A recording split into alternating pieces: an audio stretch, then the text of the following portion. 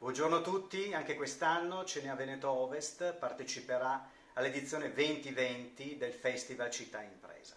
Lo farà con un evento in programmazione venerdì 11 settembre in orario pomeridiano dal titolo Il settore orafo riparte dalla filiera. Lo farà cercando di portare a terra e di contestualizzare tutta una serie di riflessioni e considerazioni che stanno alimentando il dibattito pubblico sul tema rilancio del Paese. In primis Recovery Fund.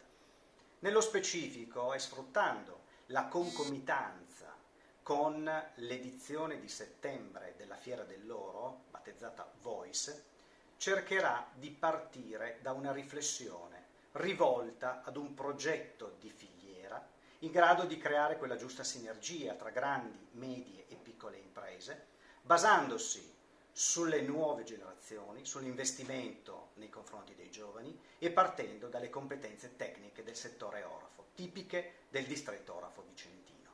Cercheremo quindi di capire come applicare un'esperienza vissuta in modo molto positivo dal distretto orafo di Valenza Po tramite la Fondazione Mani Intelligenti.